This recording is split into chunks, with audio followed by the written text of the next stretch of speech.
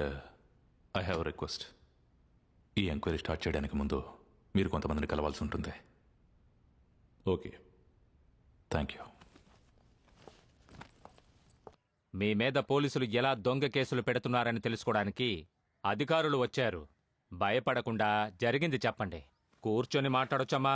అమ్మా పర్వాలేదమ్మా, కూర్చొని కూర్చొని మాట్లాడండి. అయ్యా, మా అయ్య మీద, నా మొగుడు మీద, ఇప్పుడు నా కన్న బిడ్డ మీద కూడా కేసులు జరుగుతూనే ఉన్నాయ్యా. నేను ఏటకెళ్ళి వచ్చినప్పుడు పోలీసులు కనిపించారండి. వాళ్ళకి దన్నాలు పెట్టాను. మాకు దన్నాలు పెట్టే ధైర్యం నీకు వచ్చిందా అని చెప్పి నా మీద దొంగ కేసు పెట్టి 3 ఏళ్ళు జైల్లో పెట్టారయ్యా. అయ్యా, నేను రోడ్డు మీద నడిచొస్తున్నానయ్యా. అప్పుడు రోడ్డు మీద పోలీసులు నిలబడి ఉన్నారయ్యా. వాళ్ళున్నారు కదా అని పక్కగా నడిచెళ్ళానయ్యా. ఏరా, పోలీసులు చూసి పక్కగా నడిచెళ్తున్నావా, నువ్వేదో తప్పు చేసుంటావని మోటార్ సైకిల్ కేసు నా మీద బనాయించారయ్యా. నాకు సైకిల్ తొక్కడమే రాదయ్యా. అడవికి తీసుకెళ్లి 2 వేళ్లు తాడుతో కట్టేసి వేలాడదీసి నా గొంతుకు ఇనప కడ్డీ పెట్టి ప్రాణాలు పోయేలా కొట్టారయ్యా. అప్పుడు కూడా ఒప్పుకోలేదయ్యా. ఆ తర్వాత నా పెళ్ళాన్ని కూడా హింసించారయ్యా. చిత్రహింసలు కూడా భరించాడయ్యా.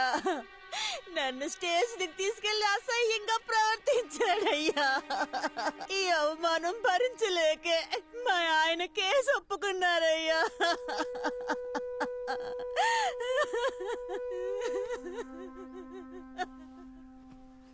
ఇంకెవరైనా మాట్లాడతారా?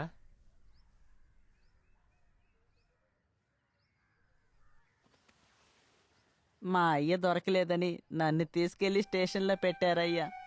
అప్పటినుంచి బళ్ళ రబ్బర్ ముక్క కనపడకపోయినా నా సంచే ముందెతుకుతున్నారయ్యా.